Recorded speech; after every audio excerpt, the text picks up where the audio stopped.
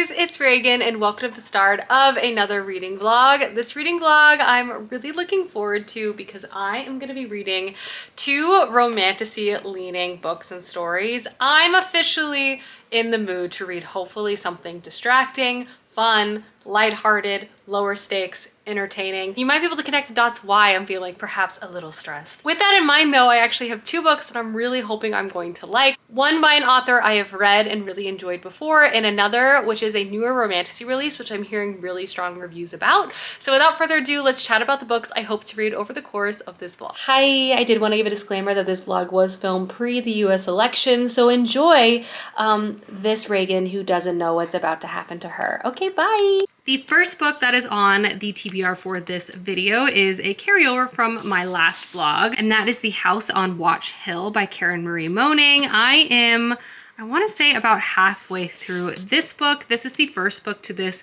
very popular author's new urban fantasy series centering witches in a small town. So far, I'm pretty entertained. I have a lot of questions, and I feel like this will probably be a very long series, so I appreciate the pacing of this book so far, and I'm looking forward to finishing this before moving on to my primary book of this vlog, which is The Games Gods Play by Abigail Owens. This is a romantasy series set with like a Greek mythology twist. It's set, I want to say, in like modern day, but like Greek gods are a thing, and our main character is looking to keep her head down and be ignored by Greek gods, but she catches the eye of Hades for a variety of reasons, and I think they have to like participate in this competition together. Hades, romance, Greek mythology.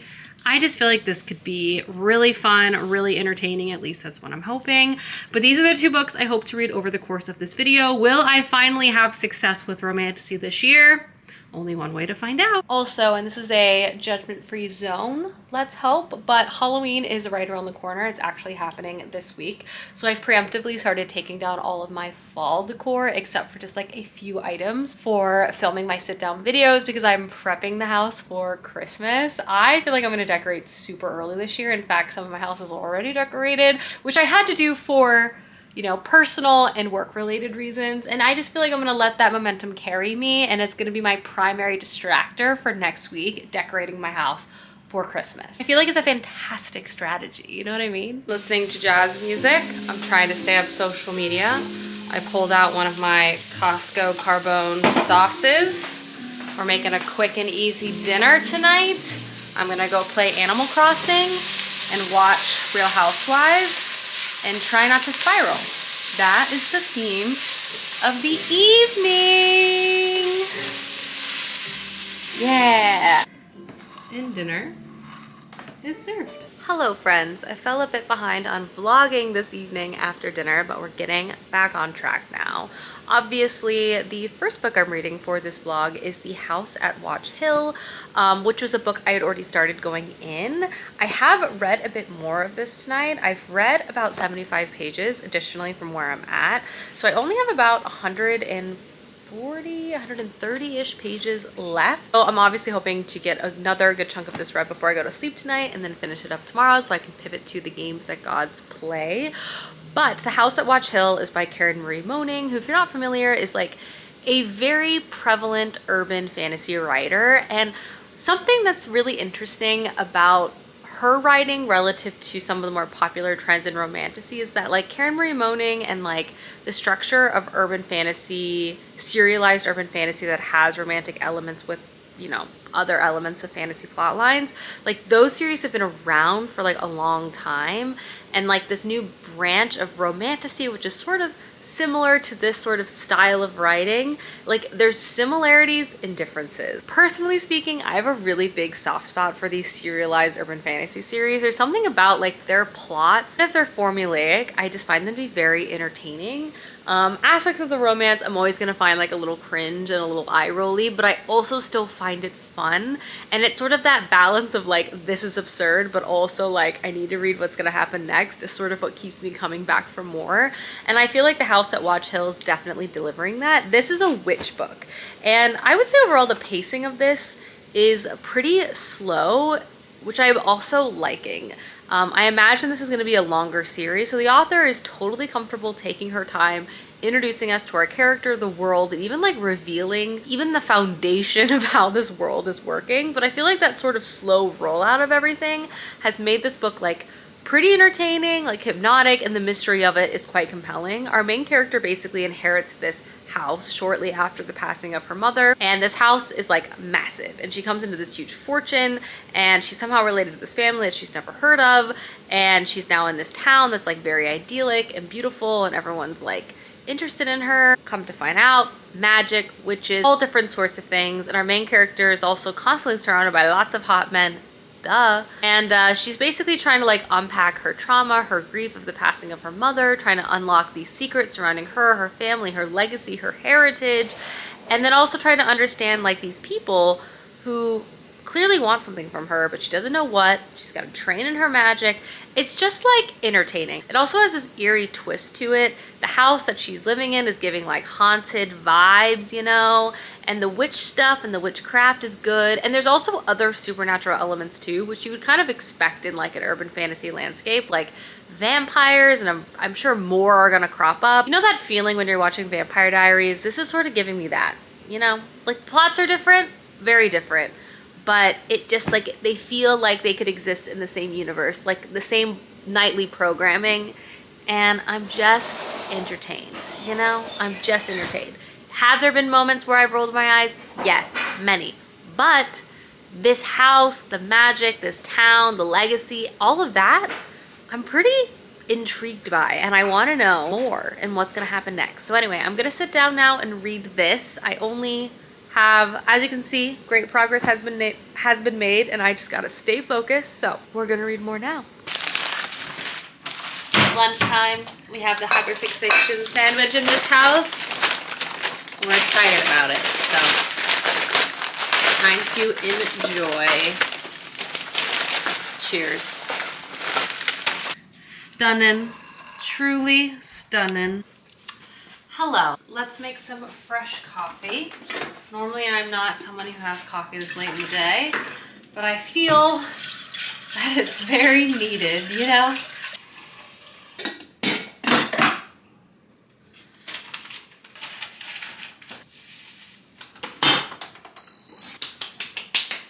The goal for this morning is to read the last, I think I have about 75 pages left of The House at Watchill. So we're gonna sit down now and be ultra productive about it, and then do a reading update. Hi friends, I'm so happy to report I have finished my first book, which is The House at Watchill. I was on page like 170 or so, and this book is about 370. So I've read about 200 pages, let's say, for this vlog. And I was pretty entertained by this. This is by no means a perfect book, but I do feel pretty strongly if you enjoy like urban fantasy, romantasy leaning stories, you will like this. If that's not really your bag, you probably won't like this. But I just like the concept. This first book felt very much like a setup book. Like there was a lot of exposition through this, and honestly, like not that much technically happened, but I was still really interested in the mystery and just like trying to uncover like what this world is going to look like for future installments. Also gives me the feeling that later installments are going to be a lot more action-packed, but by the end, I definitely feel like I have a better sense of the players generally, the magic sort of, but there definitely feels like there's still so much to learn and to discover. I guessed a couple of things, but it wasn't even like disappointing that I guessed them. It was more like, oh, this is going to be a lot of fun if this is how the story is going to sort of develop, if it's going to go in that direction. And I was right. I appreciate that this centers like family and magic and legacy and deception. And I feel like politically it's gonna be like rather large, as it very much has to do with these different magical families who belong in different magical camps.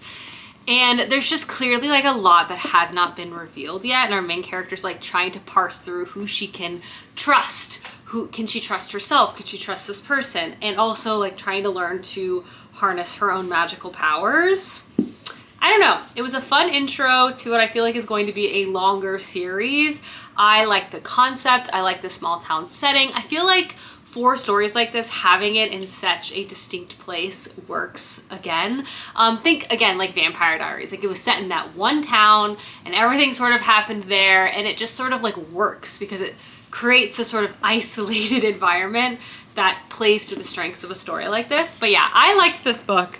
I was entertained. It was what I was wanting it to be. That being said, I'm now going to jump into the game's God's Play today. This is also a longer book. It is 500 pages, so I need to get started on this. I have a few things I obviously need to do this afternoon before I can, you know, set things aside and begin to read, but I feel like I'm gonna have pretty good momentum going into this romantasy story, again centering Greek mythology and Greek gods, and I also believe it centers like a competition in some regard. I've heard good things about this, like even from people who don't necessarily love romantasy have still had a good time with that, which is what I'm hoping. I just want to have a good time. I want something that's going to capture my full attention, distract me, entertain me, all of those things. So there we go. First book down, second book about to start. Huzzah! I started rewatching Bake Off. Matilda. We got a big bowl of ice cream. And we're playing Animal Crossing. Hello everyone, good morning. I owe you a reading update because I have started the game's God's Play. I've been holding off doing a reading update because unfortunately things are not going well for me. Let's talk about it. I have read 70 pages of this book so far. I'm definitely going to be reading more, and I'm still gonna read with an open mind, but I'm actually shocked. Shocked is maybe strong. I'm very surprised I'm feeling the way I'm feeling. But let's take a step back. So the game's God's Play is a romantasy style story inspired by Greek mythology. The setup is we're following our main character Lyra, who is a thief and who has been cursed by the gods when she was younger.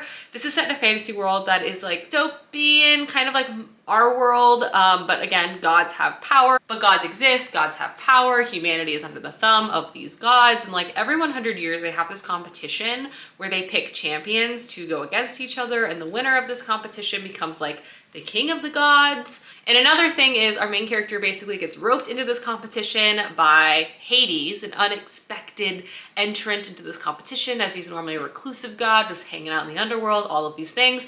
I love Hades. I love a Hades Persephone situation. I love all of that. So I went into this thinking, you know, this sounds fun. This has a lot of fun trope elements that I could be interested in. I don't need to be blown away by anything in particular. When I read romantasy, my main goal is to be entertained and to not be like distracted by something that's maybe not like up to my usual standards. Like for example, I just read The House at Watchill. I was really interested into that plot. Some aspects of the romantic writing were like a little over the top for me, but I was like, you know what? I don't mind it in the context of how I'm liking everything else. It's a little cheesy. I roll my eyes every once in a while, but it's fine because I'm really interested in this like witch storyline, this house storyline, for example. I have not had such a bad start with a romantasy book in a long time. The writing in this, at least in its exposition, has just been bad. It's also weird to me because this book is long. It's over 500 pages and the exposition of this book was like 5 seconds. It was so short, in fact, that I don't feel like I have any real understanding of our character, her motivations, her actual personality. And in fact, the writing has felt so surface, it almost feels like I'm reading a checklist of things that you're expected to find within romantasy. But they don't really like hit home. Like, it's not that I dislike any of these things. In fact, I usually like all of these things, but when they're done well, I mean, like, I feel like our main character's like spunky and like no one notices her, like all of these things. And then, you know, obviously Hades notices her right away, like inexplicably and instantaneously. And it's so obvious. There's like already a pet name, like on page 10. And I'm like, this guy is supposed to be this like god who never interacts with humans, and our main character is supposed to be terrified of gods, but she's like immediately like mouthing off to Hades in a way that he just loves. It's just like so fast, and I like the concept of this book, but it just feels like really contrived in its execution. Like, I'm just really struggling with the writing style of this book and how surface everything feels. I'm going to give it more time. Like, literally the competition has already started. Like, it's so bizarre to me, like how fast this book has moved and I'm like confused, like what could even be happening here and all the rest of the pages. And I'm gonna give it more time. Maybe, you know, I'll find greater quality in some of the middle half and the end half of the book in terms of pacing. But I'll be honest, I was really unimpressed with the exposition in a way that I typically never am. Normally when I pick up romantasy books, like I'm like, I like this, you know, I'm interested, let's see how things evolve. And usually it's like the middle and the end where things sort of fall off the rails for me. But like this book in the beginning, like the quality is bad relative to so many other romantasy books I've read. Like there's romantasy books that I have not liked by the end, but have really liked the beginning. Normally the beginning is like my highest area of success. So the fact that I'm starting off so poorly concerns me, but I'm gonna give the book more time before I completely write it off. It sucks. I did not want to dislike this book. I was really excited about it, but like I really cannot emphasize enough how subpar the writing has been. I feel like I'm reading bad fan fiction, because fan fiction can be great, but like this is bad fan fiction. it feels not so great so far, but we're gonna keep going. Maybe the competition will make things more interesting, create more stakes, create more drama. We'll see. We will see. Happy Halloween and good afternoon. I haven't had a chance to do more reading since our last update, but I am actually gonna get dinner in the oven because I'm making a pot roast. I thought that would be delicious to enjoy after we pass out candy. Also the Christmas apron is finally basically seasonally appropriate again. So grateful for that. But I'm just gonna quickly get this going. It won't take long at all, which we love.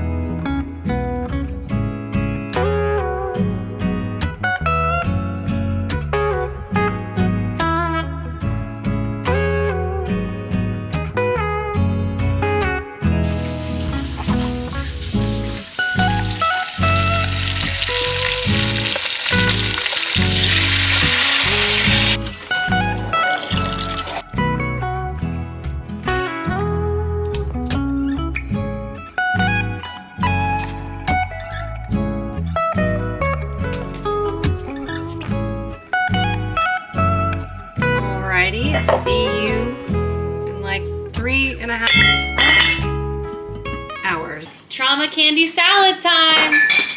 Just kidding. But I am putting together my little basket for the trick-or-treaters that are probably gonna come soon. First things first, we got peanut M&Ms, which all this candy has already been opened by us because we, you know, had to sample the wares. Skittles.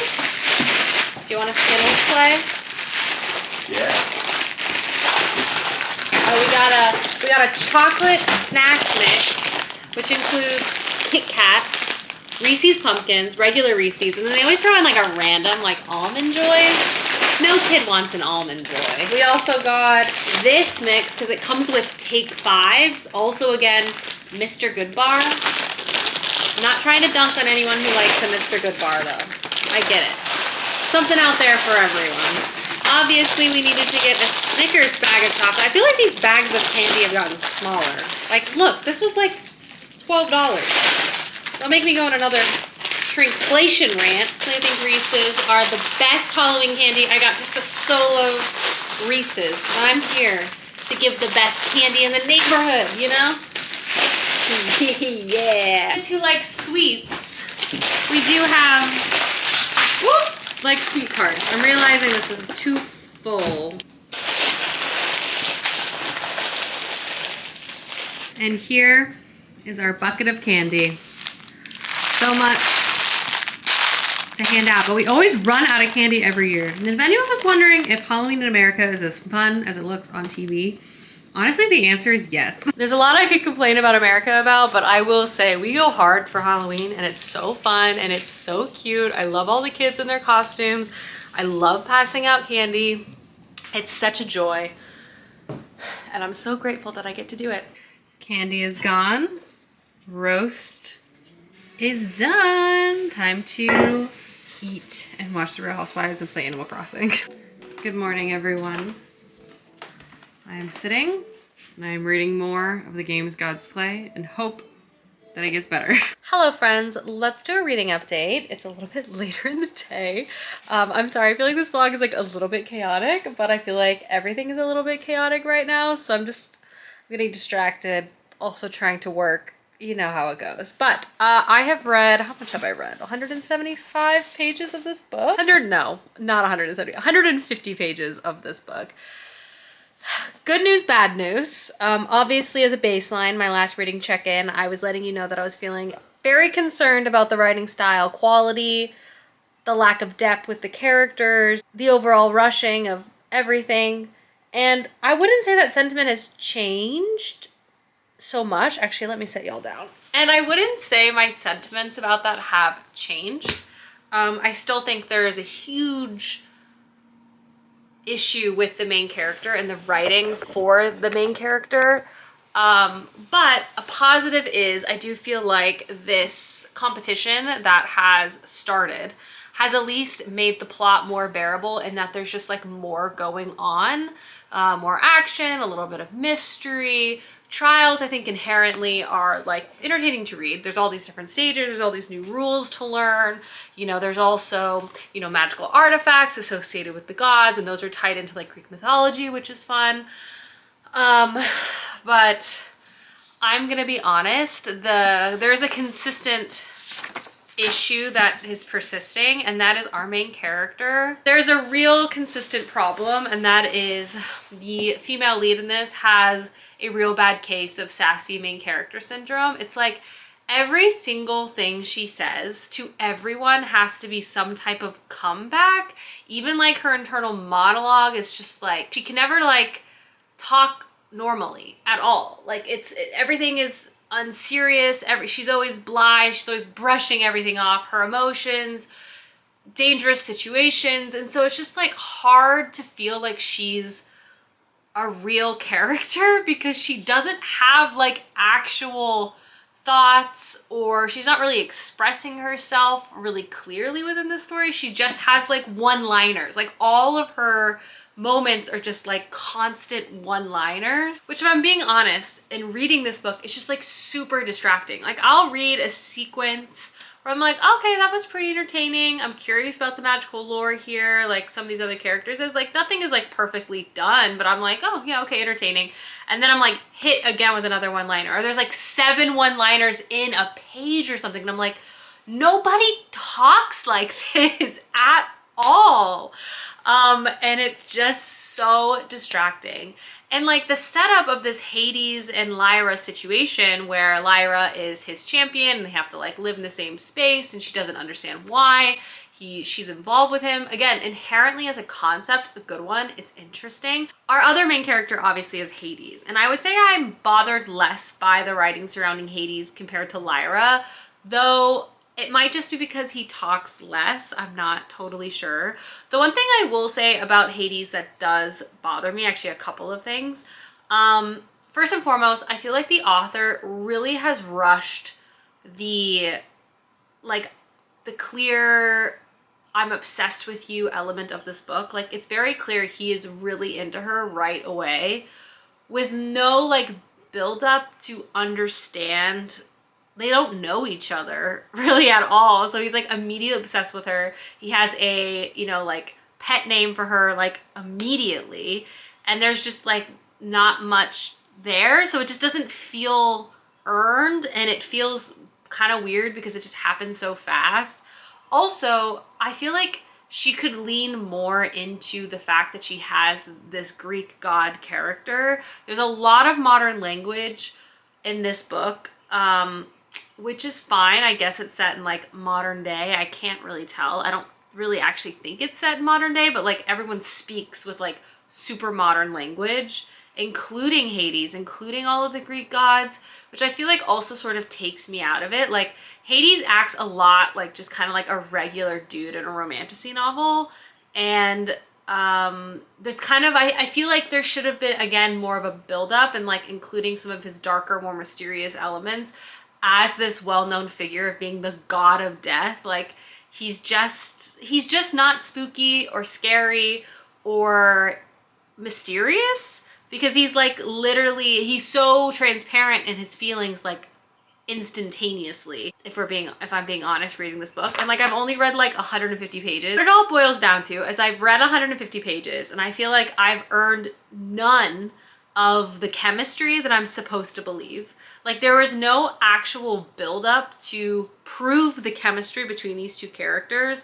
She just immediately made them quote unquote have chemistry, but there's no evidence to back that up. So it just feels like really strange. And it sort of takes me out of the story. Like even when there's moments of like, oh, that's clever, or I like that scene, or I like this idea, I just feel like the writing execution and the pacing and the dialogue writing is terrible. Like again, it's because everything she has to say is spunky, and everything he has to say is in response to her being spunky, and he just loves how spunky and not like other girls she is. It's just like, oh my God. So positive is this competition. It's all right. Honestly, it would be enough if the other parts of this book and the romance of this book were better. If I had both of these things, I'd be like, this is a pretty entertaining book. But like, so far I'm just finding Lyra insufferable and the romance to be unbelievable because there was no build. It was like apparent from the start. Anyway, I wish it was better. I'm gonna read more. What also is so confusing is this book is so long, right? Like, I don't get why things weren't paced out more. It's not like this is a short book. So I'm just confused, like, what happens here? Because it's like, literally, I feel like we rushed through, like, so much stuff. But anyway, that's my reading update. I'm gonna do a little more reading now. And hopefully not lose my mind while reading it. Reading sprint. Let's force myself to read.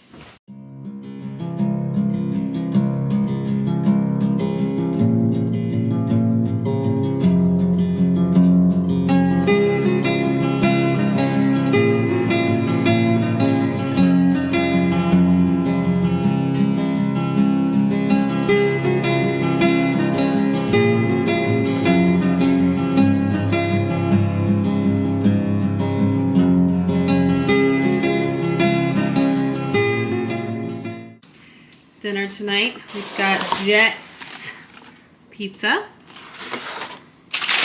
and ranch dressing. An incredible Friday night meal. Hello, I'm gonna sit down now and read. I've made more progress. What page am I on? I wanna say like 250 or something. Yeah, about 250 pages I have read. And basically I'm starting to figure out why this book is as long as it is. And that is there's so many different trials. Like I knew this was gonna be a trial-based book. And we're getting a lot of trials, various alliances, action, and I will again say I feel like the trials at least lean into the Greek mythology elements of this book the best. I feel like the author could have benefited from cutting down. Let me set you down. The author could have benefited, I think, cutting down on the amount of trials that she's showing in the book. And then instead of having like so many trials, she could spend more time building up chemistry between like our main character and Hades, maybe having a training element within this book, maybe having strategy conversations in this book. And there's like some strategy happening, but a lot of the interactions between our main characters are in passing until there's like a grand sweeping like emotional moment, which again, not to sound like a broken record, I just don't feel like I buy their chemistry at all. I want to, I want to so badly, but I find them both very uncompelling. And like, I'm not even against love at first sight. Like, you know how many, fae romances I've read where people are like a match and so they immediately feel feelings, but there's no introspection from any of them, so it just feels so boring. I'm not even reading it quickly, which is so disappointing.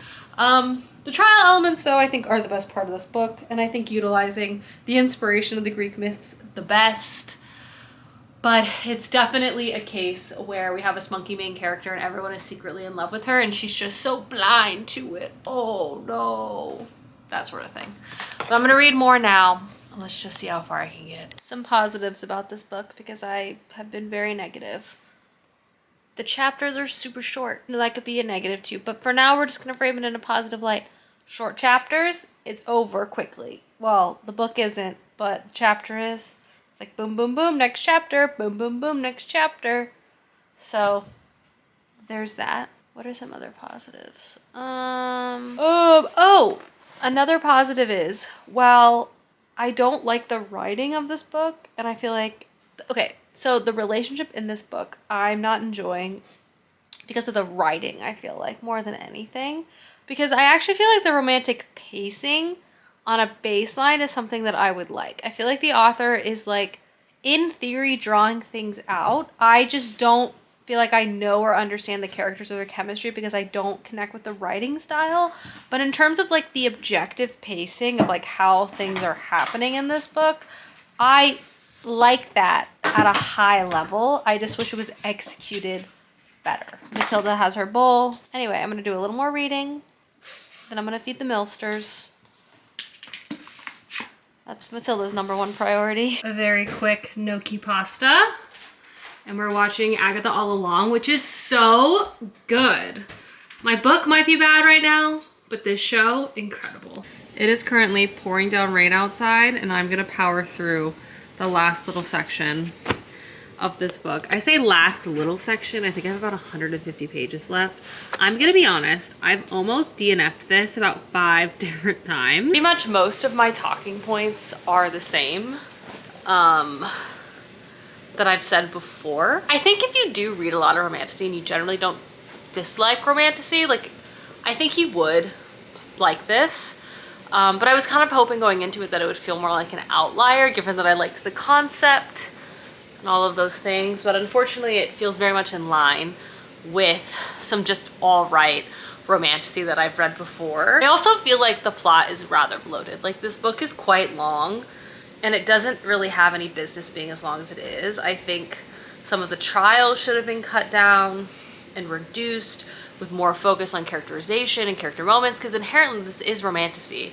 So it should really be about the characters, and I feel like a lot of the opening stages of the relationship were really rushed, which makes the middle and end parts of the relationship just in general less satisfying, yada, yada, yada. You get what I'm saying. Point is, though, I have 170 pages left. I'm gonna knock it out right now, hopefully, so we can just turn the page on this book, please. Hello everyone, and welcome to the end of the vlog. The next day, we've officially entered into a new month, and I've already read 2 books for this month. Good news, bad news. So first set of good news is I did finish The Games Gods Play. Bad news is I still heavily dislike / mildly hate this book. I think this might be the worst book I've read so far this year, which is so disappointing because I really went in with like an open mind and just wanted to be like distracted and entertained, and I was just like so bored, let down, and distracted by the writing style of this. It was both. It was honestly, like, outside of it just being like poorly written, the pacing was super bloated. Like, there was so much stuff included in this that could have been condensed.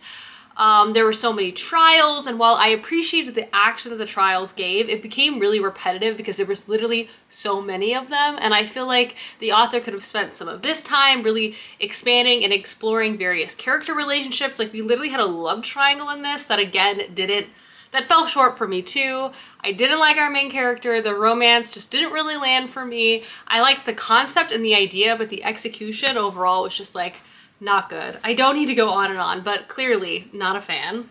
I also was able to read the last 200 or so pages of The House on Watchill. This was successful for me. If you're looking for like an urban fantasy romance leaning series with an interesting plot, I personally really liked this. It's a witch-centric story following our main character who inherits a house and a legacy with magic and all different types of secrets.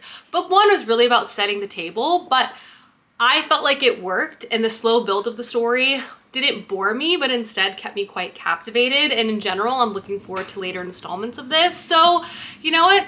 Positive and negative. I'll take what I can get here, but unfortunately, I really did not like this book. Anyway, I hope you guys enjoyed this vlog, and I will see you soon with another one soon. Goodbye.